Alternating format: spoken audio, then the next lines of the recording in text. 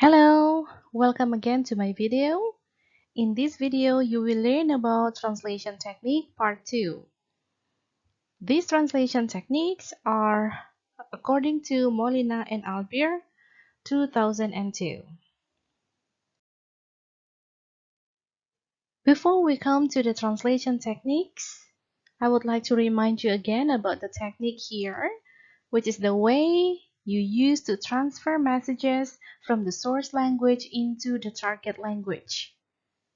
They are applied at the level of words, phrases, clauses, or sentences. According to Molina and Albir, 2002, translation technique has 18 types, but the 9 types has been explained in the previous video, and in this videos I would like to explain the other 9 techniques.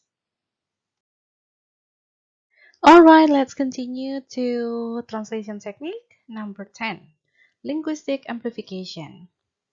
Linguistic amplification is almost similar to amplification technique that you have seen on the previous video, in which you try to add expressions or maybe terminologies in the target language. But here, the linguistic amplification is specifically adding elements of linguistic, from the source language into the target language, which is in which this technique is often used in interpreting or dubbing. So for example, but Peter, who was very naughty, here I tried to translate who by taking also the subject. In the source language, there is no more uh,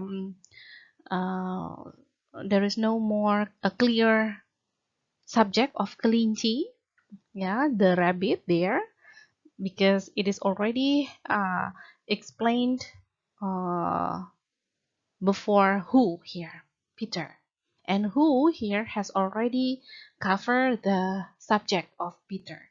But in Bahasa Indonesia, in the target language, I try to emphasize, I try to repeat kelinci here. That is a linguistic amplification.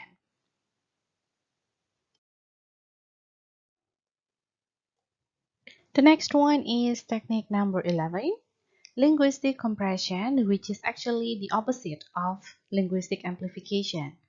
In the linguistic amplification, you can see the additional linguistic features or linguistic elements, but in linguistic compression, you try to compress the linguistic elements by absorbing the message and then rewrite that in the grammatically correct sentence of the target language, or say it, because linguistic compression usually used in interpreting or dubbing.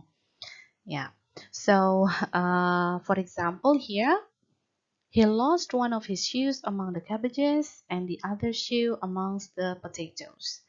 Linguistic compression sometimes is used for the purpose of economizing the use of words, especially to avoid repetition, unnecessary repetition.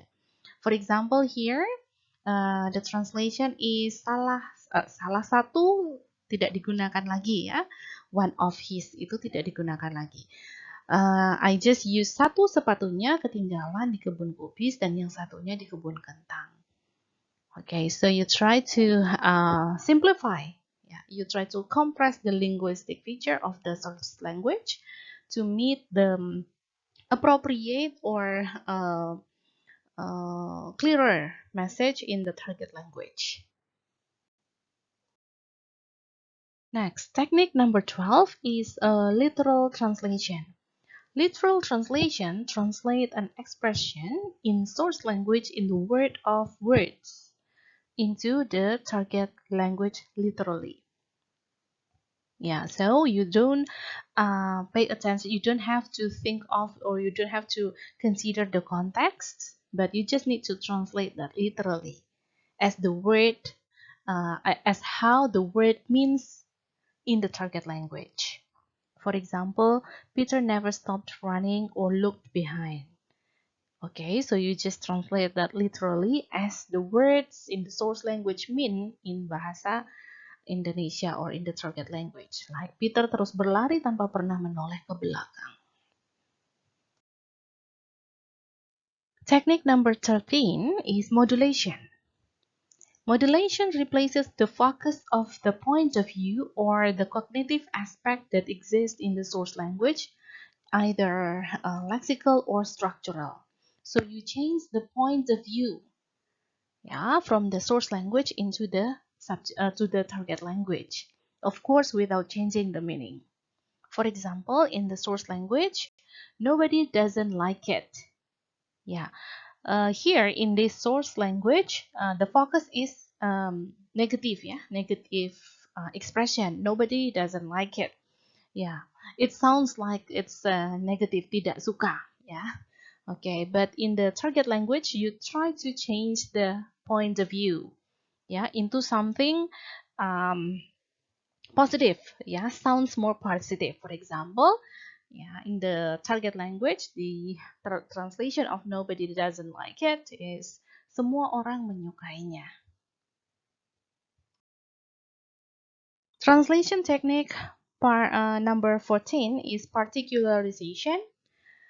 This term, yeah, of the particularization uses terms that are more concrete and specific. The technique contrasts with the technique of generalization. So if you still remember the previous video, yeah, on the first half of the translation technique, there is generalization in it means which means that you try to generalize, yeah, generalize the term. But here in particularization, you try to make the term specific, yeah, in the target language. For example, in the source language, you have air transportation, but then in the translation, you just need to say pesawat.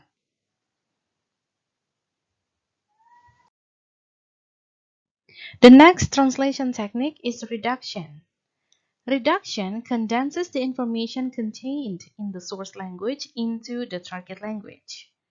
Compacting of the information should not alter the text of the message in the source language. For example, Mr. McGregor was on his hands and knees planting out young cabbages. Here you translate the term of was on his hands and knees, yeah, into membungkuk sambil menanam. Yeah, so you don't have to translate the hands and knees, but you try to reduce, yeah, reduce the terms into membungkuk.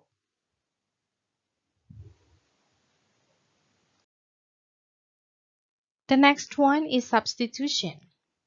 Substitution replaces the linguistic elements into paralinguistic. Paralinguistics means, for example, intonation and then also gesture, or vice versa. Okay, for example, instead of saying yes, you just nod your head in Indonesia. Or maybe instead of saying I don't know, you just shrug your shoulders. Yeah. The next technique is transposition. Transposition replaces the grammatical categories of the source language into the target language, for example, replacing the words to become phrases. This technique is usually used because of a different grammar between the source language and the target language. So this is very common actually. We try to adjust into the grammatically correct sentence in the target language, of course. For example, she took her umbrella and went to the market. Dia mengambil payungnya, lalu pergi ke pasar. Yeah, it is uncommon in Indonesia if you translate that into dia mengambil payungnya dan pergi ke pasar. Yeah, it will be more appropriate if you use lalu because it shows sequence. She took her umbrella first and then went to the market. Alright, now we come to the last translation technique, which is variation. Variation replaces linguistic elements or paralinguistic, which influence the linguistic variable. For example, a textual change of tone, style, geographical dialect, or social. Yeah, so you try to adjust or adapt your translation into the target readers. Yeah, so you try to adapt the language that you use, or maybe the dialect, the style that you use in your translation according to your readers. For example, you are translating um, maybe non-fiction book, and then you try to the target readers of the book is going to be, let's say, teenagers. Then you need to adjust or adapt the language, yeah, to to be easily understood by teenagers, of course. For example, here, for your information, yeah, you don't translate that into sebagai informasi, ya, if your target audience are at the same age with you, for example. Asal kalian tahu, ya. But maybe you will translate that differently, like sebagai informasi, if you have different target audience, of course. Alright, so these are all the translation techniques that you can use in your translation. You have watched in these videos the other 9 techniques that you can use in translation. Well, you cannot, of course, use only one technique in every translation. But you may use more than one translation techniques in doing your translation. Okay, because there is no best translation technique, but you just need to find out, yeah, the best technique for you to work on different projects, I guess. So try to understand every translation techniques that I have presented in this video, and then also in the previous video of translation techniques part 1. In case you have any other questions, then you may have a discussion with me on the forum, or maybe on our class online discussion. Okay, thank you very much and have fun. See you again on the next video.